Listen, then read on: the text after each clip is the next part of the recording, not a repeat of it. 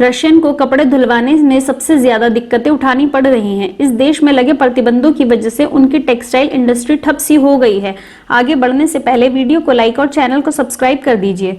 इसके अलावा कपड़ों का इंपोर्ट भी बंद सा हो गया है। रशियन द्वारा शुरू किए गए इस युद्ध की वजह से आज मेजर शॉपिंग मॉल्स, दुकानें, छोटे स्टोर्स बंद पड़े हैं और फॉरेन एक्सचेंज की कमी से गारमेंट, टेक्सटाइल और हैंडीक्राफ्ट का व्यापार अब ना के बराबर ही रह गया है। यही वजह है कि आजकल रशियन नए कपड़े खरीदने की बजाय पुराने कपड़े का इस्तेमाल ज्यादा समय तक करने की कोशिश कर रहे हैं।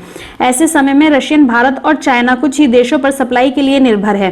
भारतीय वॉशिंग मशीन, डिटर्जेंट और कपड़े सिलने वाली मशीनों की डिमांड रशिया में कई गुना बढ़ चुकी है। ऐसा नहीं है कि रशिया में वॉशिंग मशीन, कपड़े सिलने वाली मशीन की मैन्युफैक्चरिंग नहीं है, पर इन मशीन को रशिया की मेजरली इंपोर्टेड कंपोनेंट्स का इस्तेमाल करके असेंबल किया जाता था। यूरोप, जापान, कोरिया और चाइना अभी तक रशिया के लिए मेन कंपोनेंट सप्लायर्स बने हुए थे, पर ज्यादातर देश रशिया के साथ खड़े नहीं हैं। इसलिए यूरोप, जापान और कोरिया द्वारा छोड़ा गया मार्केट रशिया भारतीय प्रोडक्ट से भरने की कोशिश कर रहा है। इंटेक्स, सैमसंग, एलजी और गोदरेज जैसे कुछ बड़े वॉशिंग मशीन मैन्युफैक्चरर्स को अब रशिया से ट्रेड इंक्वायरीज काफी तेजी से मिलने लगी है, क्योंकि अकेला चाइना रशिया की डिमांड को पूरा कर पाने में सक्षम नहीं है। रशिया में वॉशिंग मशीन का सालाना मार्केट केवल 0.81 बिलियन यूएस डॉलर का है। वहीं भारत में इस मार्केट की वैल्यू 8.5 बिलियन यूएस डॉलर की है। क्योंकि रशिया में ये डिमांड हाल ही में काफी बढ़ी है, इस मेजर जापानीज और कोरियन मैन्युफैक्चरर्स चाइना से भारत आ चुके हैं।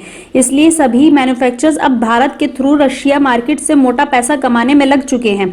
वॉशिंग मशीन के एक्सपोर्ट के मामले में भारत, चाइना और जर्मनी के बाद तीसरा सबसे बड़ा देश माना जाता है। भारतीय वॉशिंग मशीन के खरीदारों में सबसे ऊपर इंडोनेशिया, श्रीलंका और यूनाइटेड स्टेट्स का नाम सामने आता है। इस युद्ध की वजह से भारत ने तेल का इंपोर्ट रशिया से कई गुना बढ़ा दिया है, जिसकी वजह से भारत और रशिया के बीच एक बड़ा ट्रेड इम्बैलेंस खड़ा हो चुका है और ये भारत के लिए बिल्कुल भी ठीक नहीं है। ये युद्ध भारत के लिए कई नई नई अपॉर्चुनिटीज भी सामने लेकर आया है और यूरोप से एक बड़ी सप्लाई चेन भी भारत की तरफ शिफ्ट हुई है।